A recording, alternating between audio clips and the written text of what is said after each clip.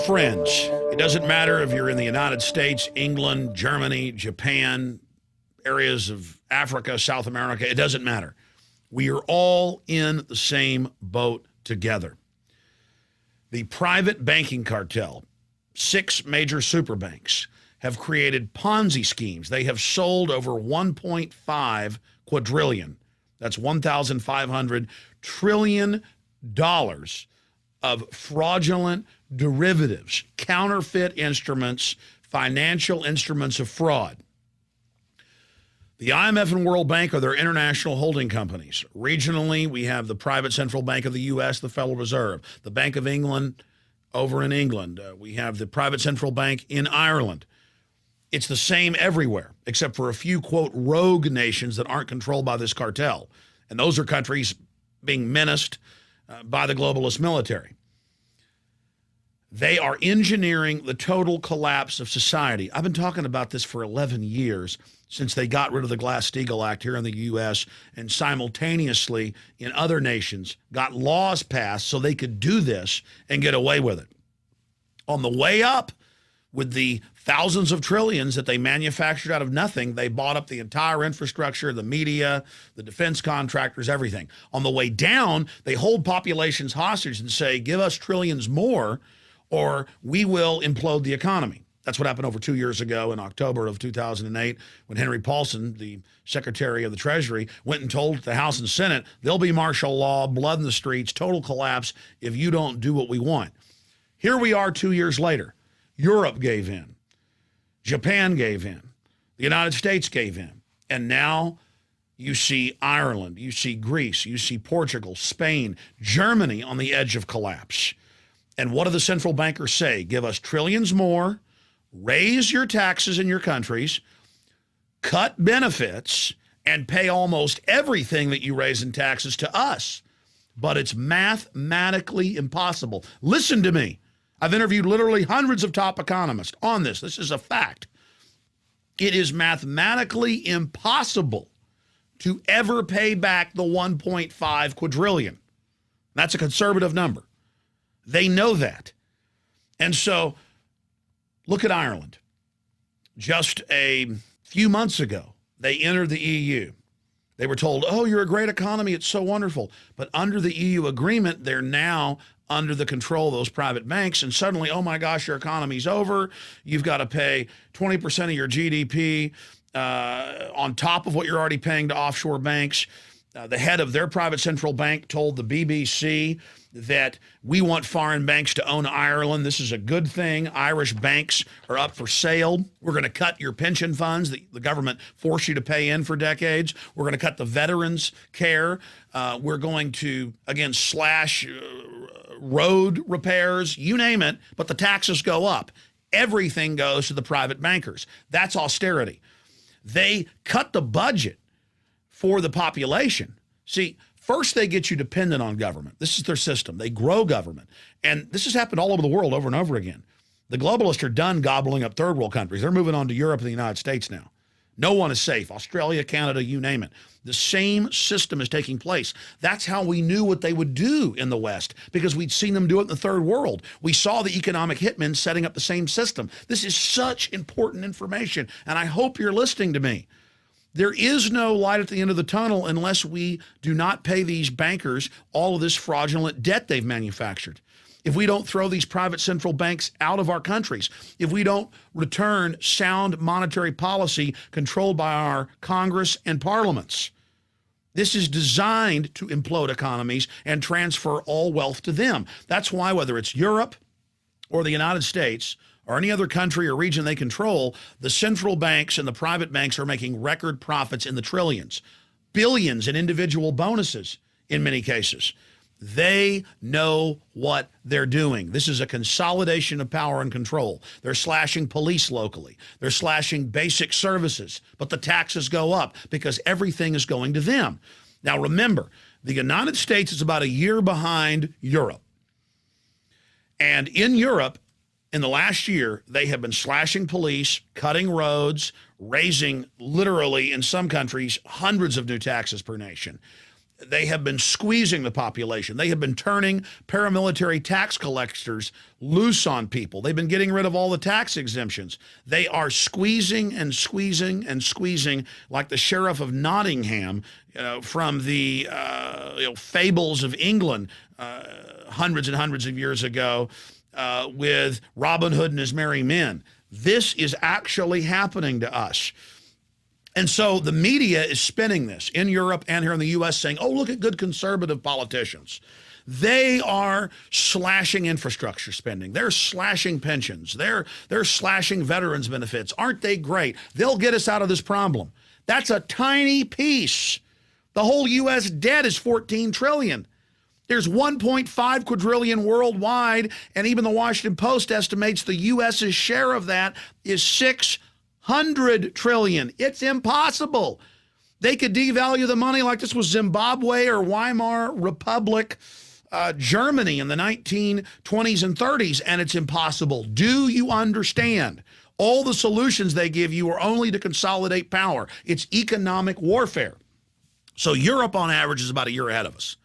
And you watch, as we told you in my film Obama Deception a year and a half ago, it would start in Greece, and then Ireland, and then Portugal, and in Spain. That's what the economists we interviewed said would happen.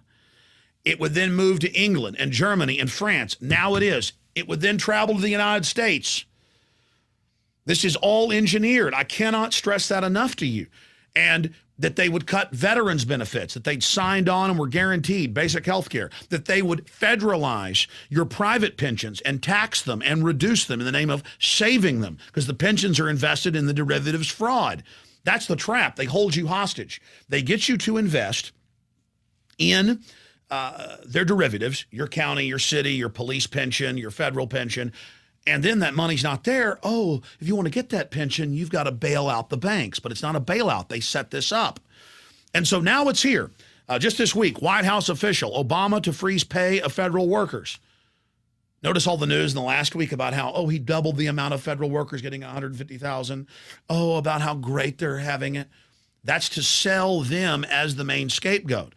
I'm not against cutting their pay. I'm not against freezing their pay. But you do it after you've arrested the central bank heads. You do it after you've written off the 1.5 quadrillion that's impossible to pay off. You do it after you brought a true monetary system into existence. But you wouldn't have to do that with all these cuts if you got rid of this corrupt fractional reserve banking system. I do want to cut government because it's used as an agent of tyranny. It was put in place and grown to suppress us during this implosion phase, during this shearing phase, the shearing of the sheep. So now they've announced that they're going to freeze the pay of federal workers for 2 years and then probably cut it. Bloomberg, of course, has reported over a year ago that pension funds are being ordered, private pension funds, to, quote, invest in failed megabanks. There's no law, but federal regulators come like the mafia and say you better do it.